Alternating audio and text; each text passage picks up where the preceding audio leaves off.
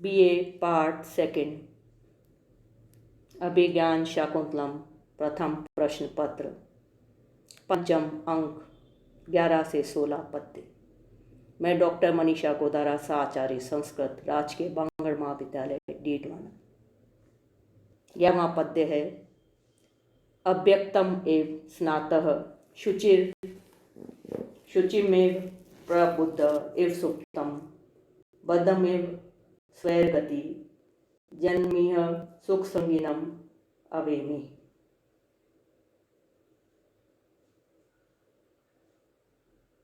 शार्दवत कहता है यह उचित ही है कि आप नगर में प्रवेश करने से इस प्रकार के हो गए मैं भी। अन्वय सुख संगीनम जन्म इह स्नात अव्यक्तम एव शुचि अशुचिम एव प्रबुद्ध सुप्तम एव स्वैर्गति बद्धम एव अवेमी।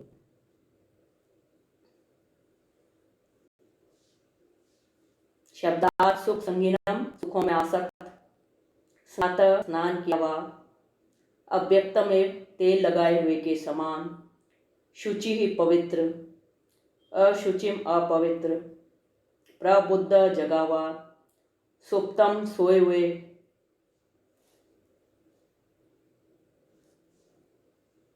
सुप्तम सोए हुए को, स्वैर गति स्वच्छंद गति वाला, बद्धम बंधे हुए व्यक्ति अवेमी समझ रहा हूं। अनुवाद विषय उपभोग में होने वाले सुखों में आसक्त लोगों को स्नान किया हुआ व्यक्ति तेल लगाए हुए व्यक्ति को जैसा समझता है, पवित्र अपवित्र को जैसा समझता है, जगा हुआ व्यक्ति सोए हुए को जैसा समझता है, स्वतंत्र गति वाला बंधे हुए को जैसा समझता है वैसा ही समझ रहा हूं। व्याख्या सांसारिक विषय भोगों में तथा सुखों में आसक्त राजभवन के लोगों को देखकर ऋषि कुमार शारद्वत कहता है कि मैं इन लोगों को उसी प्रकार देखता हूँ जैसे कि कोई नया हुआ व्यक्ति किसी तेल लगाए हुए व्यक्ति को देखता है, पवित्र आचरण वाला अपवित्र आचरण वाले को तथा स्वच्छंदचारी किसी बंधे हुए व्यक्ति को देखता है। अर्थात मेरी दृष्टि में लोग अपवित्र, प्रसुप्त, आबद्ध तथा सर्वथा अशुद्ध हैं। विशेष अव्यक्तम तेल लगा हुआ व्यक्ति तब तक चांडाल बना रहता है जब तक कि वह स्नान करके निर्मल नहीं हो जाता। तैला भिंगे चिताधूमे मैथुने शौर कर्मणि तावत भवति चांडालो यावत स्नानम आचरेत।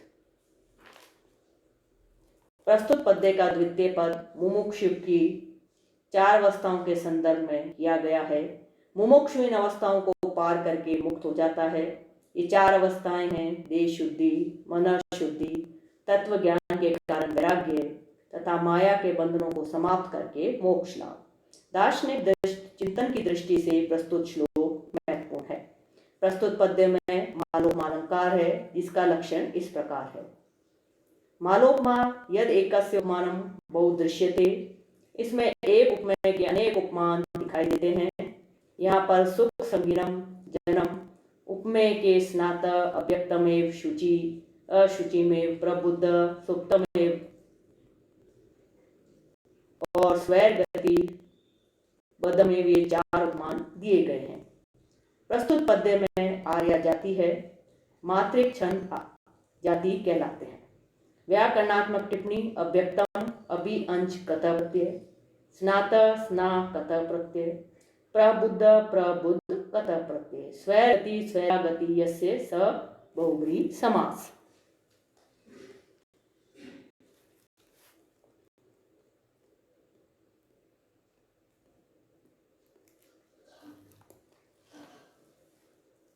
बारहवां पद्य है भवन्ति नम्रा तर्व फलागमयी नवाम्बुभिर्दुर्विलम्बिनो घना अनुदता सत्पुरुषा समृद्धि भी स्वभाव एवेश परोपकारिणा।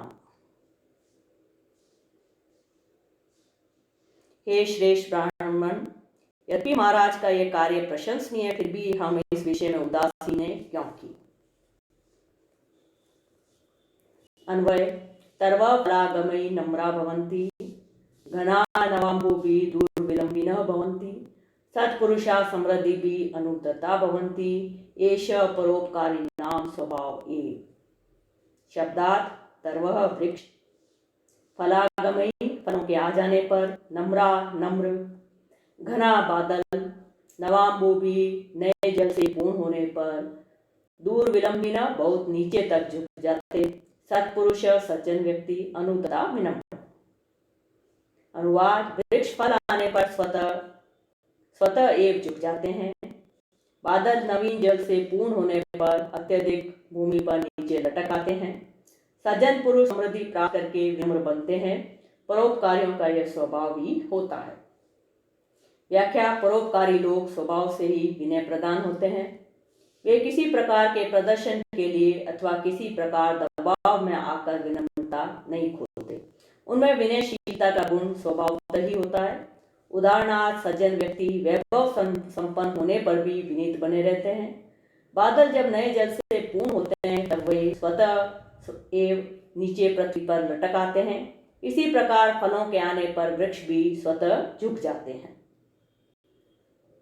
विशेष प्रस्तुत पद्य में अचेतन वृक्ष तथा मेघ में चेतन के धर्म, नम्रता एवं झुकने का अभेद रूप से वर्णन होने के कारण अतिशयोक्ति है। विनय गुण का ही प्रकारांतर से तीनों पदों में वर्णन होने से माला प्रतिवस्तु उपमाएं।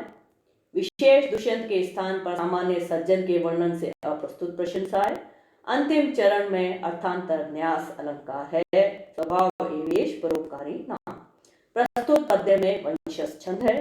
व्याकरणात्मक टिप्पणी। फलागमयी,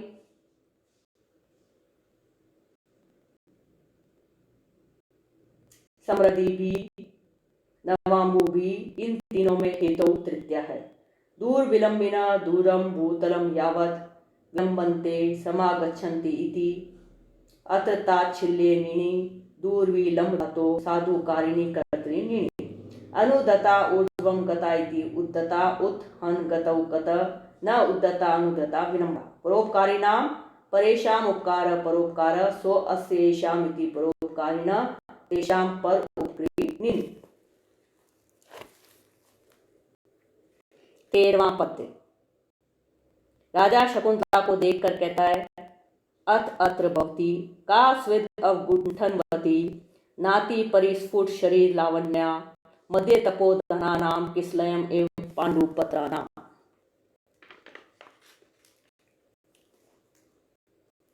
अन्वय पांडुपत्राणां मध्ये किसलयम् एवं तपोधनानां मध्ये अवगुंठनवती नाति परिस्फुट शरीर लावण्या कास्वित। शब्दार्थ पांडुपत्राणां मध्ये पीले पत्तों के बीच, किसलयमेव नवीन कोपल के समान, अवगुंठनवती घूंघट वाली, नाति परिस्फुट शरीर लावण्या जिसके शरीर का सौंदर्य बहुत अधिक प्रकट नहीं हो रहा है। अनुवाद पीले पत्तों के बीच में नवीन पत्ते की तरह तपस्वियों के बीच में घूंघट वाली जिसके शरीर का सौंदर्य बहुत अधिक प्रकट नहीं हो रहा है, ऐसी कौन है। विशेष अवगुंठनवती। जब राजा के समक्ष शकुंतला को ले जाया गया उस समय शकुंतला अपने सिर और मुख पर पर्दा डाली हुई थी। कवि के इस कथन से तो यह प्रतीत होता है कि उस समय भारतवर्ष में पर्दा प्रथा प्रचलित थी तथा यह अति प्राचीन काल से चली आ रही थी। इससे यह भी प्रतीत होता है कि ऊंचे घराने तथा राज परिवारों की स्त्रियां अति प्राचीन काल में भी घूंघट किया करती थी। कुछ विद्वानों का मत है कि घूंघट करना तथा पर्दा प्रथा दोनों में अंतर है। प्राचीन काल में पर्दा प्रथा प्रचलित नहीं थी। घूंघट प्रथा इस देश की अपनी निजी प्रथा है। संप्रति समाज में प्रचलित पर्दा प्रथा यवनों के आक्रमण से ही प्रारंभ हुई है। प्रस्तुत पद्य में उपमा अलंकार है। शकुंतला उपमेय है, इसलिए उपमान है। कोमलता साधारण नाम है तथा वाचक पद इव है। नाति परिस्फुट का कारण अवगुंठन है, अतः काव्यलिंग है। प्रस्तुत पद्य में आर्या जाति है। व्याकरणात्मक टिप्पणी।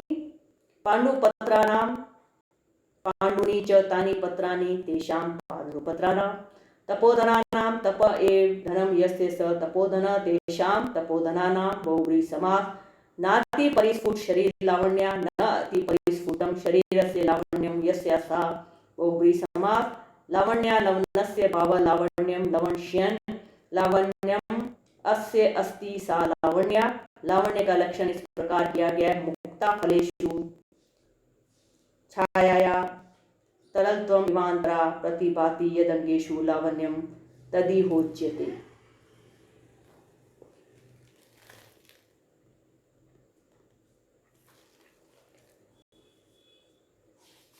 चौदहवां श्लोक। ऋष्य कुतो धर्म क्रिया विघ्न सतां रक्षितरि त्वयि तमस्तप्ति घर्मांशौ कथम आविर्भविष्यति। अन्वय सतां रक्षितरि त्वयि धर्म क्रिया विघ्न कुतः घर्मांशौ तप्ति सति तम कथम आविर्भविष्यति। शब्दार्थ सतां सज्जनों के, रक्षितरि त्वयि रक्षक आपके होने पर, धर्म क्रिया विघ्न धार्मिक क्रियाओं में विघ्न कुतः कहाँ से, अर्थात कहाँ से हो सकता है। घर्मांशौ तप्ति सूर्य के तपते हुए रहने पर, तमः अंधकार कथम कैसे, आविर्भविष्यति प्रकट हो सकता है। अनुवाद। सत्पुरुषों की रक्षा करने वाले तुम्हारे दुष्यंत के होने पर धार्मिक यज्ञ आदि क्रियाओं में विघ्न कहाँ से हो सकता है। सूर्य के तपते रहने पर अंधकार कैसे प्रकट होगा, अर्थात कैसे भी प्रकट नहीं हो सकता है। व्याख्या राजा द्वारा ऋषियों के निर्विघ्न तपस्या के संबंध में पूछे जाने पर ऋषि जन कहते हैं कि जैसे जब तक सूर्य प्रकाशित रहता है तब तक अंधकार प्रकट नहीं हो सकता, उसी प्रकार जब तक आप जैसे तपस्वियों के रक्षक विद्यमान हैं तब तक हमारे धार्मिक क्रियाओं अर्थात यज्ञ अनुष्ठान आदि क्रियाओं में विघ्न नहीं हो सकता है। कहने का भाव यह है कि आपके शासक रहते हुए हमारे सभी कार्य निर्विघ्न रूप से संपन्न हो रहे हैं। विशेष कुतः। शिष्य राजा की प्रशंसा करते हुए तप की निर्विघ्नता प्रतिपादित करते हैं।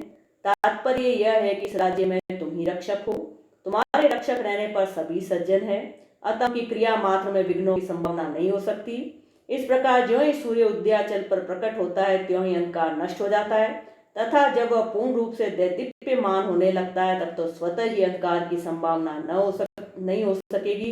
अतः स्पष्ट है कि हमारा तप निर्विघ्नता पूर्वक चल रहा है। महाकवि कालिदास द्वारा ऐसा ही भाव रघुवंश में भी व्यक्त किया गया है। यह भाव रघुवंश के 5वें सर्ग में वर्तन्तु शिष्य कौत्स द्वारा व्यक्त किया गया। यथा सर्वत्र नो वार्तमहि राजन नाथे कुतः त्वयि शुभम प्रजानाम सूर्य तप्ति आवरणाय दृष्टि कल्पेत लोकस्य कथम तमिस्रः। प्रस्तुत पद्य में दृष्टांत अलंकार है, क्योंकि जहाँ दो समान धर्म वाली वस्तुओं में अर्थात उपमान और उपमेय में बिंब प्रतिबिंब भाव से समानता स्थापित की जाती है, वहाँ दृष्टांत अलंकार होता है। यहाँ दुष्यंत तथा सूर्य आदि उपमेय और उपमान वाक्यों में तथा धर्म क्रिया विघ्न कुतः और तमः कथम आविर्भविष्यति आदि उनके साधारण धर्मों में परस्पर बिंब प्रतिबिंब भाव का साम्य होने के कारण दृष्टांत है। प्रस्तुत पद्य में कुतः और कथम के प्रयोग में अर्थापत्ति अलंकार भी है। प्रस्तुत पद्य में अनुश्लोक छंद है। व्याकरणात्मक टिप्पणी। सताम अस क्षत्रिय षष्ठी बहुवचन, रक्षितरि रक्षत्रिच रक्षत्रिय भावे सप्तमी, धर्म क्रिया विघ्न धर्म क्रिया सुविघ्न इति धर्म क्रिया विघ्न सप्तमी तत्पुरुष समास। कुतः किम तसिल किम स्थाने कु विभक्ति, कथम किम प्रकारार्थे तमुकादेशस्, घर्मांशौ घर्मांशो यस्य स ओभ्री तस्मिन्। 15वां श्लोक। त्वम अर्तां प्राक्सर स्मृतो न शकुंतला मूर्तिमती च सत्क्रिया समान अयम तुल्य गुणम वधूवरम चिरस्य वाच्यम न गत प्रजापति।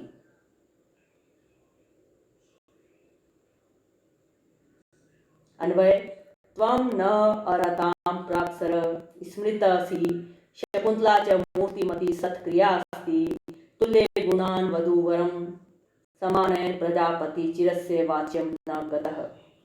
शब्दार्थ न हमारे लिए, अर्हतां प्रशंसनीय जनों में, प्राक्सर मुख्यतम, स्मृतसि माने गए हो, मूर्तिमती शरीरधारिणी, सत्क्रिया पूजा, तुल्य गुणम समान गुण वाले, समानयन नयन मिलाते हुए वाच्यम न गत निंदा पात्र नहीं हुई। अनुवाद, तुम हम लोगों के पूज्य व्यक्तियों में मुख्यतम माने गए हो तथा शकुंतला भी साक्षात पूजा है। ऐसे समान गुणों वाले वधु तथा वर को मिलाते हुए सृष्टि करता ब्रह्मा अब चिरकाल बाद निंदा पात्र नहीं हुए। व्याख्या, शारंग्रह महर्षि कनव द्वारा कई गई बात को कहता है क्योंकि आप आदरास्पद लोगों में सबसे प्रमुख व पूज्य माने गए हैं। शकुंतला साक्षात शरीरी मानव सत्क्रिया है, अर्थात मानव व पुण्य क्रियाओं की साक्षात मूर्ति है। आज मानव ब्रह्मा ने समान गुण वाले वर वधु की जोड़ी रचकर बहुत दिनों के बाद अपने को दोषी ठहराए जाने से बचा लिया है। तात्पर्य यह है कि ब्रह्मा पर सदा ये दोष लगाया जाता रहा है कि वह कभी भी समान गुण वाले वर वधु का विवाह नहीं कराता, परंतु आज उसकी एक कालीमा बहुत समय के बाद धुल गई है क्योंकि उसने समान गुण वाले तुम दोनों का विवाह करा दिया।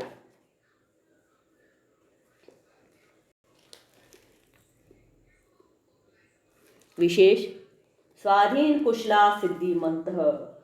शारंग्रह द्वारा राजा दुष्यंत के संदर्भ में कहा गया कथन वस्तुतः एक सूक्ति है जिसका अपना शाश्वत महत्व है।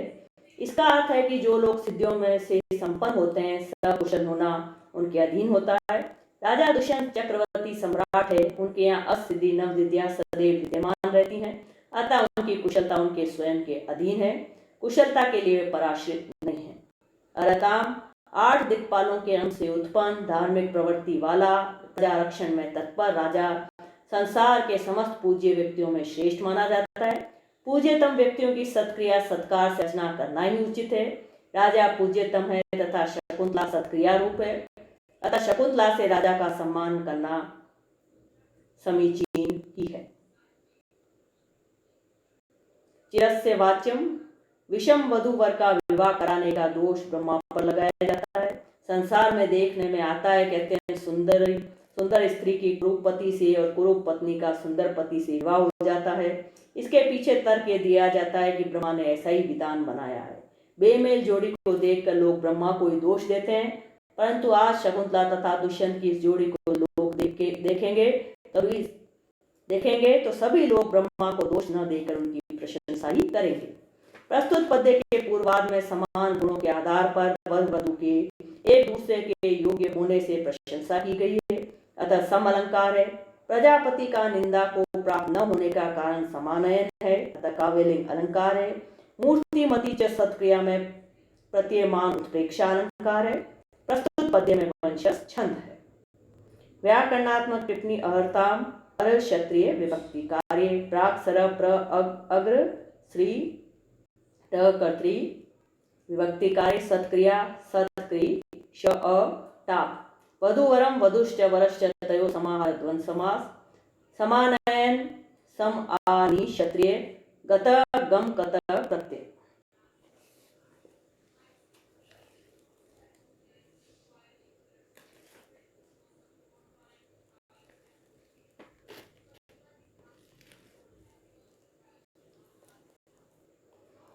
सोलवां पद्य। गौतमी कहती है, नापेक्षितो गुरुजनो अन्या त्वया पृष्ठो न बंधुजन एक कस्य च चरिते बनामि किम एक एकम।